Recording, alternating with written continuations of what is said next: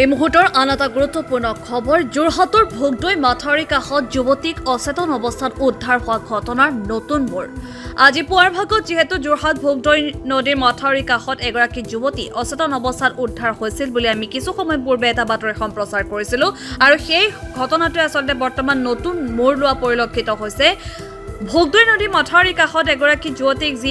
অচেতন অৱস্থাত আজি উদ্ধাৰ কৰা হৈছিল উক্ত ঘটনাস্থলীত আৰক্ষী উপস্থিত হৈ ততাতৈয়াকৈ চিকিৎসাৰ বাবে যুৱতীগৰাকীক প্ৰেৰণ কৰিছিল জিএমচিএইচলৈ পোহৰলৈ আহিছে ঘটনাৰ ন তথ্য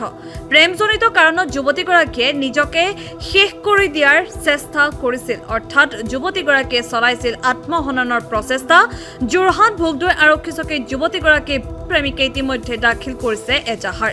যুৱকজনৰ ভাষ্য অনুসৰি প্ৰায় 8 মাহ ধৰি প্ৰেমৰ সম্পৰ্কত আছিল দুইজন যুৱকজনৰ ঘৰৰ পৰা এই প্ৰেমৰ সম্পৰ্কত বাধা আহি পৰিছিল যাৰ ফলত যুৱকজনৰ ঘৰত এই প্ৰেমৰ সম্পৰ্ক মানি নোলোৱাত কথা পতাৰ পৰা বিৰত আছিল দুইজন অৱশেষত যুৱতীগৰাকীয়ে হোৱাটছআপ যোগে প্ৰেৰণ কৰিছিল আত্মহননৰ ইংগিত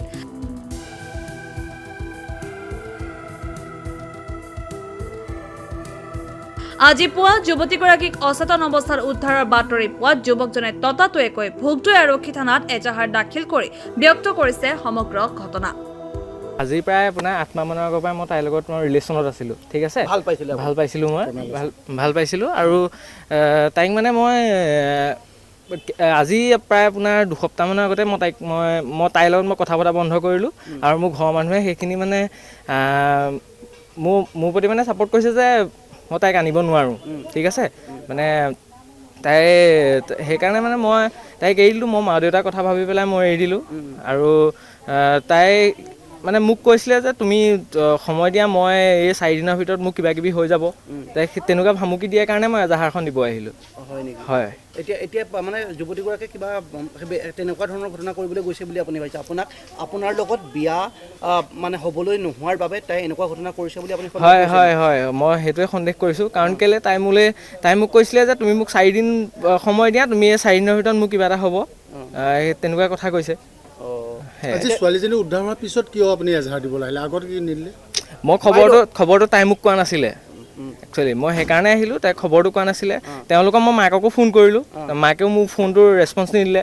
মই 3-4 বাৰ ফোন কৰাৰ পিছতো মোৰ ফোনটো ৰেছপন্স নিদিলে ছোৱালীজনী এনেকুৱা ঘটনা হৈছে আপোনালোকৰ বুজা পৰা সেইবোৰতো আপোনালোকৰ কথা কিন্তু এনেকুৱা ঘটনা সংঘটিত হৈছে আপোনাক কৈ থৈছিলে যে তেনেকুৱা ঘটনা কৰিব আপুনি সেই ইমানটো গম পোৱাৰ পিছত আপুনিতো আৰক্ষীৰ কাষত বা ক'ব লাগিছিলে তেওঁ এনেকুৱা পথ বাছি লৈছে যদি আজি সেইটোৱে মোক কালি কৈছে মই আজি দিছোঁহি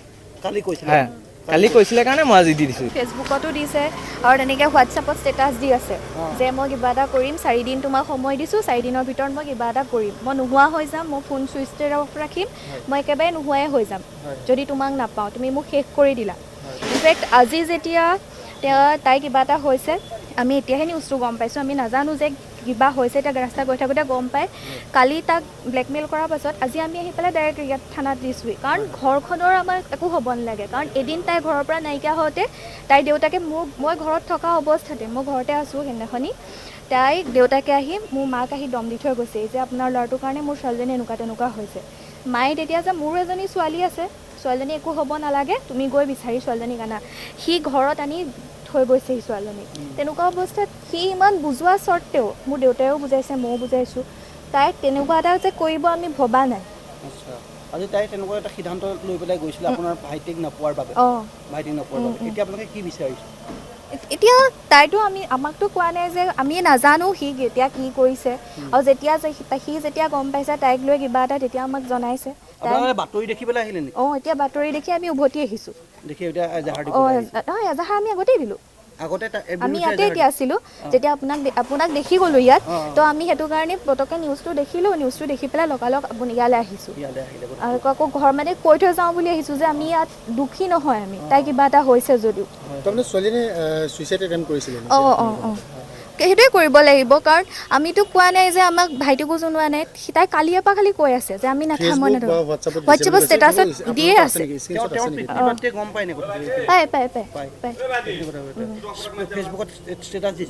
হোৱাটছএপত দিছিলে যে 4 দিনৰ পাছত মই নাইকিয়া হৈ যাম 4 দিন তোমাক সময় দিছোঁ 4 দিনৰ ভিতৰত তুমি কিবা এটা কৰা তাইকো মই কিন্তু ময়ো ফোন কৰি কৈছোঁ যে তুমি তেনেকুৱা এটা সিদ্ধান্ত নল'বা তাইক মানে যদি তাইৰ চেঞ্জত থাকে আপোনালোকে সুধিব পাৰে। কালি তাইক মই ফোন কৰি কৈছোঁ যে সুস্মিতা তুমি যদি খোৱা নাই কিবা এটা খাই ল'বা, লাগিলে পইচা আছেনে নাই সেইটোও মই সুধিছোঁ। মই নিজৰ বায়েক হিচাপত মই বহুত কৰিছোঁ। একদম ওচৰ নহয়, আমাৰ ফ্ৰণ্টৰ ৰাস্তাটোত, আমাৰ হাতীগড়ৰ পৰা তাহাঁতৰ বাঁহমৰাৰ পৰা। মুঠতে প্ৰেমজনিত কাৰণে তেওঁ এই ঘটনা কৰিছে।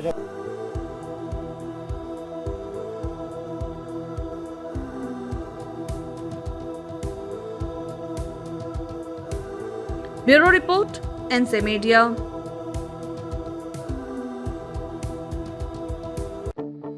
আপোনাৰ সপোনৰ ঘৰখন কেনে হ'ব? আপোনাৰ সন্তান আৰু আপোনজনৰ সৈতে কেনেদৰে কটাব আপোনাৰ আজৰি সময়? এই সকলোবোৰ সমস্যাৰ সমাধান লৈ শুভম গ্ৰুপে আপোনাৰ বাবে লৈ আনিছে আপোনাৰ সপোনৰ ঘৰখন। 362টা ফ্লেটযুক্ত শুভম গাৰ্ডেনৰ সফল নিৰ্মাণৰ পাছতে 20 বছৰৰ ভৰসা, 16টা প্ৰজেক্ট, 28 লাখ বৰ্গফুটৰ সম্পূৰ্ণ নিৰ্মাণ আৰু 15 লাখ বৰ্গফুটৰ চলিত প্ৰকল্প নিৰ্মাণৰ অভিজ্ঞতাৰে যোৰহাটত শুভম গ্ৰুপে নিৰ্মাণ কৰিছে দ্বিতীয়টো প্ৰজেক্ট শুভম পাৰ্ক। অত্যাধুনিক সা সুবিধাৰে নিৰ্মিত শুভম পাৰ্কত আপোনাৰ আৰু আপোনাৰ সন্তানৰ বাবে থাকিব club, badminton court, community hall, kids play area, splash pool আৰু জিম ক্লাব। প্ৰতিটো ব্লকত থাকিব 2.5 BHK, 3 BHK, 3.5 BHK ফ্লেট। লগতে থাকিব আপোনাৰ আৰু আপোনাৰ আপোনজনৰ প্ৰাপ্তিৰ সাহী। আজিয়ে বুক কৰক আপোনাৰ সপোনৰ ঘৰখন। যোগাযোগ কৰক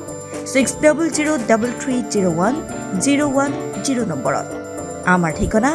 সোণাৰীগাঁও, তৰাজান, যোৰহাট 785001।